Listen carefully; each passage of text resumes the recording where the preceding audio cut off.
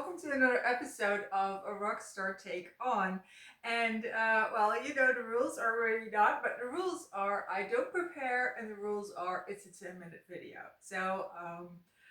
Usually I kind of like wiggle with the preparation bit because I think about it beforehand, which is like not something I can control, so it just happens automatically.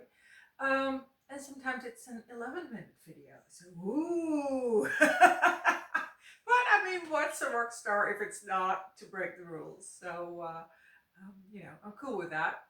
Um, and the topic of this video is message. So message was actually something that I wasn't really aware of it until I started studying marketing, and in particular marketing for people who work under their own name, under their own face, online.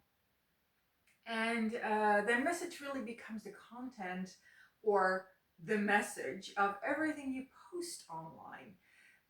So it was very utilitarian. It was very clear why it was important to have a message. So if you compare it to a business that does business locally, message is actually not relevant. I'm sorry, did I say that out loud?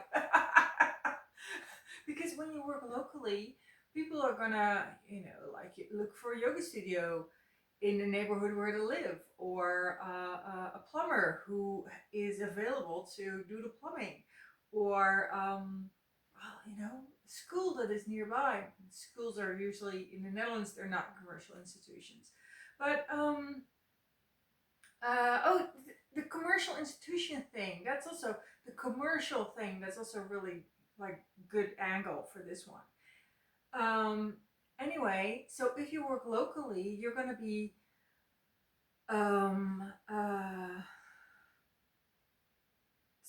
you're going to be selected based on your location.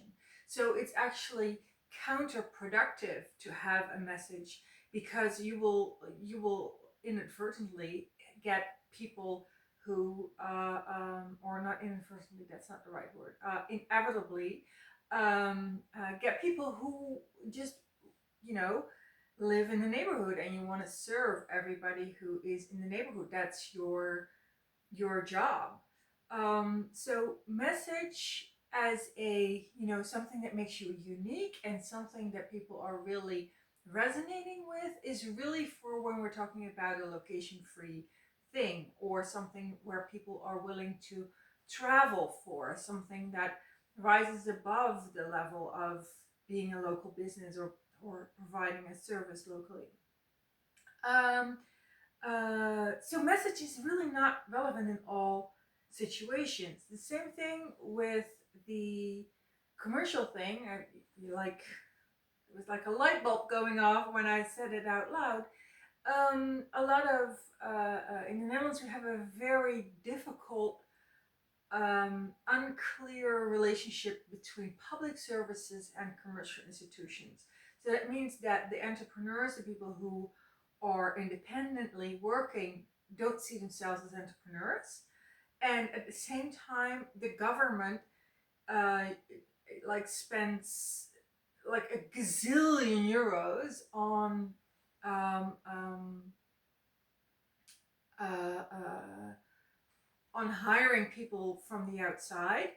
So we have like a whole sector of people who only work for the government. Crazy, crazy. um, and also, in the 90s, the government sold public services to commercial parties all around Europe. So now we do no longer own our own public services. So Netherlands has got a very problematic relationship with what is something that is commercial and what is something that is public. Just for your information, it's very easy to remember, because everything that 2,000 years ago, in the Roman Empire was done by women, and it was done by slaves that's your public service. There you go, there you go. So, and then you had the political, like the senators and everything in the Roman Empire. That was where the power was, and that's also, public service in a way. But in general, any government is supposed to pick up on the the work that was done by women and slaves, and then you also have things like, infrastructure and everything. Um, but that's usually not where the biggest problem is. Okay, so, well, anyway, message is only important if you are a commercial organization, and in particular a commercial organization working for the consumer market, because then people really need, because then you're going to have a lot of customers and they need to understand you on message. If you work business to business, message becomes way less important. I will die on that hill. So message is really not as important as people think it is. Let's just start with that one. Or as marketing, or marketing is not as important as people think it is, because it's really just if you work commercially, and it's really just if you're on a consumer market and not in the public sector and not business to business. Okay, so and then we have, of course, this is a rock star take, so that means that it's a rock star take on message, and that's where the rock star really has like the biggest advantage of all, because their message is already known, because a rock star is the embodiment of freedom. So their message is freedom, and if you because of the embodiment aspect of it, they also have the the easy path, because they are their message. So a rock star could just open their mouth on anything they want, and as long as it's in integrity with what they are embodying, which is freedom, then it's gonna be a good contribution. Then it automatically will have the message, like inside of it. So I think that's like really great about the whole rock star theme, or line of thought, or identity, or benchmark. Like if you say, like, okay, I like the idea of stepping into my bigger rock star boots, or I like that idea of doing my work in a rock star way because I feel that is valuable. And like the idea of unleashing the rock star in me, then it becomes so easy, because the rock star's message is their highest value, is freedom. So then integrity becomes having that message broidered into everything that you do and every time you open your mouth. And the embodiment ensures that the message of freedom is integrated on all your levels. So this is really where I think overthinking one's message gets it wrong, because it's about carrying that message on a very deep level. So in a way, you cannot think of what your message is. It's more like an excavation of discovering what you already are, and bringing that out to shine. But if you would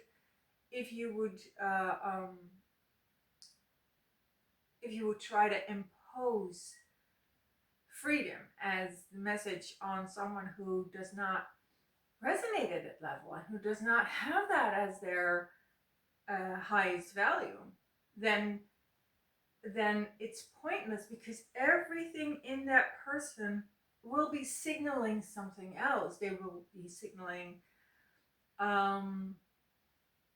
Wow, what kind of values could we have that are conflicting? um, um, Relatability. There will be um, compassion, um, uh, uh, being of service. A lot of people have being of service as their highest value, being of use, being embedded in society. There's a lot of people who have values that are not freedom. So if you would say, okay, well, you work on the consumer market, freedom is the highest value, let's make you a message, that will not work, because like all the layers of someone are the embodiment of something else. So I think the idea of message is more like an excavation and an exploration to something that is already inside of you.